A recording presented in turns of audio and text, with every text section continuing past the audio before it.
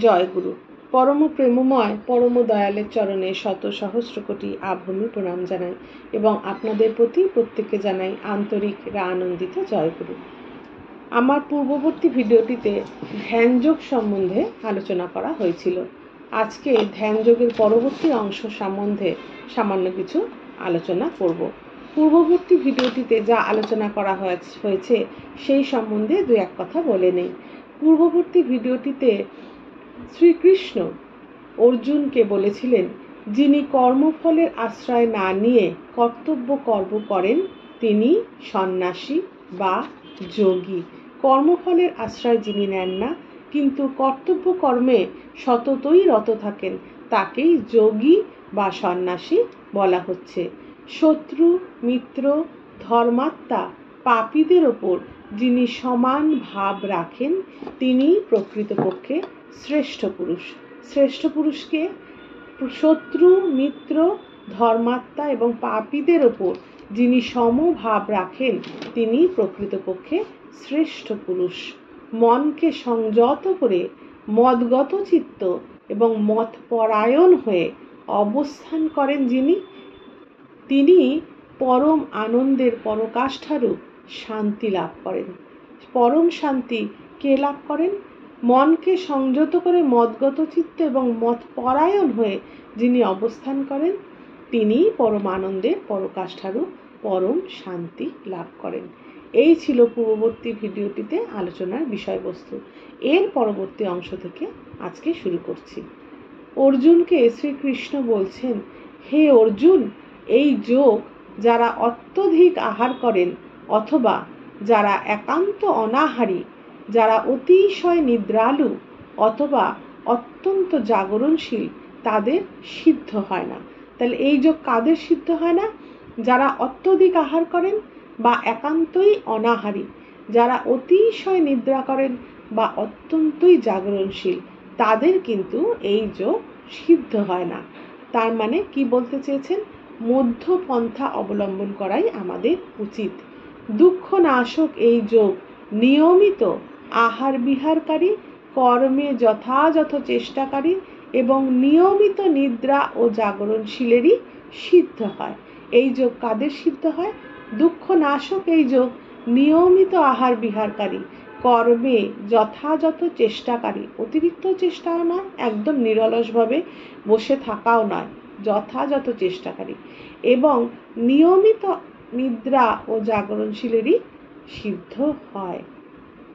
চিত্ত যখন একান্তভাবে বশীভূত হয়ে পরমাত্মাতেই অবস্থান করে তখন ভোগে সম্পূর্ণরূপে আকাঙ্ক্ষাশূন্য পুরুষকে যোগযুক্ত পুরুষ বলা হয়। যোগযুক্ত পুরুষকে চিত্ত যখন একান্তভাবে বশীভূত হয়ে পরমাত্মাতেই অবস্থান করে তখন ভোগে সম্পূর্ণভাবে আকাঙ্ক্ষাশূন্য পুরুষকেই যোগযুক্ত পুরুষ বলা হয়। ইন্দ্রিয়াদির অতীত কেবল পরিশুদ্ধ বুদ্ধি দ্বারা গ্রাহ্য যে অনন্ত আনন্দ আছে, যোগী এই অবস্থায় সেটি অনুভব করেন। তাহলে যোগীর এই অবস্থার অনুভব কি?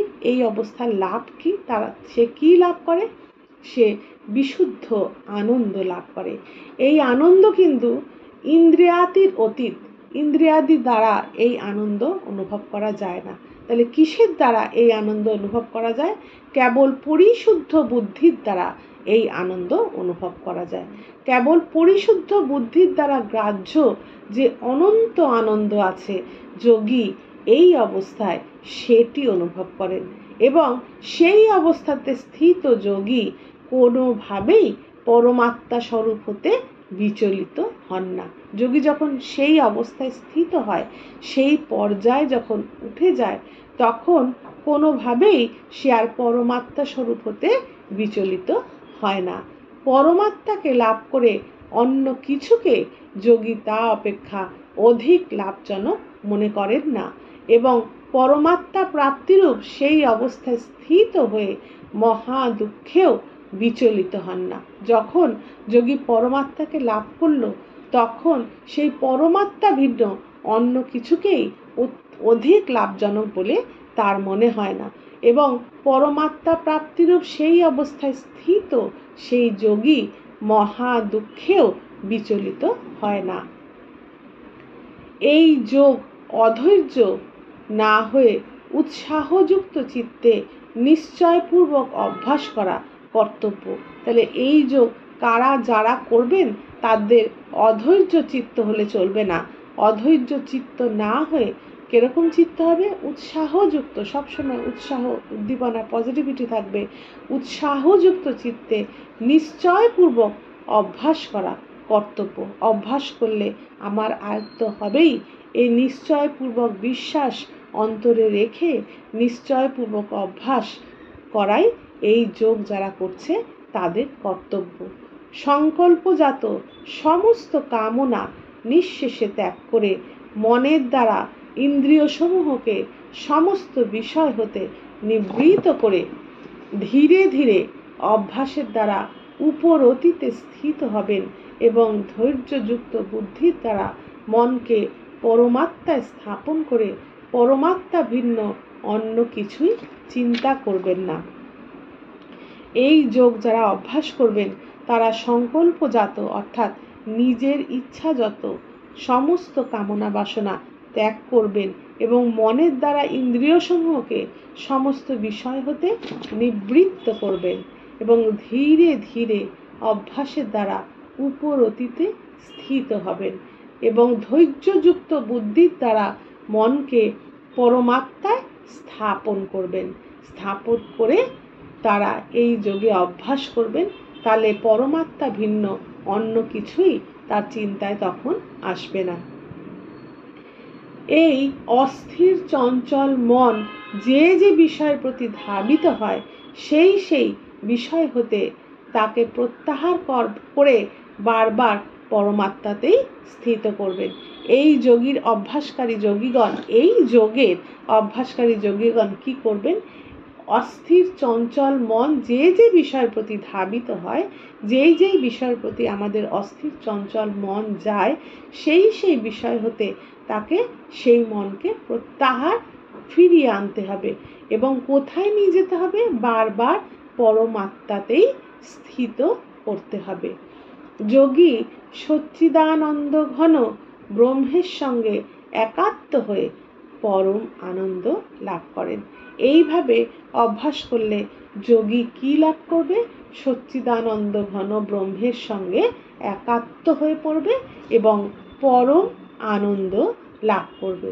সেই নিষ্পাপ যোগী এইভাবে নিরন্তর আত্মাকে পরমাত্মায় সমাহিত করে অনায়াসে পরব্রহ্ম পরমাত্মা প্রাপ্তিরূপ অনন্ত আনন্দ অনুভব করবে।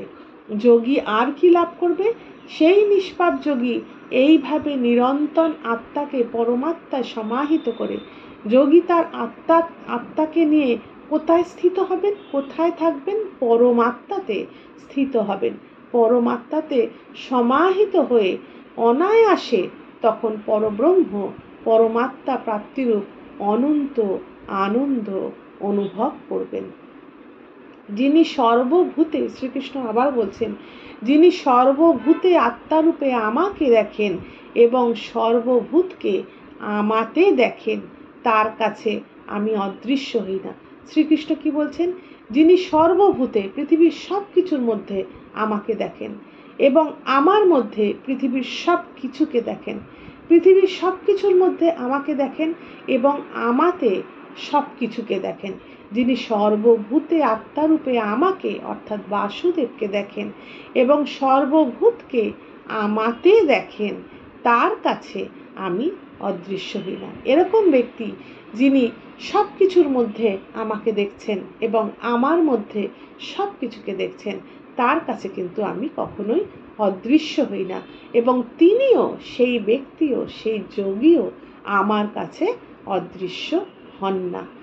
যে ব্যক্তি অভেদভাবে স্থিত হয়ে সর্বভূতে আত্মারূপে আমাকে ভজনা করেন, সেই যোগী সর্বপ্রকার ব্যবহার করলেও আমাতেই অবস্থান করে। কি বলছেন?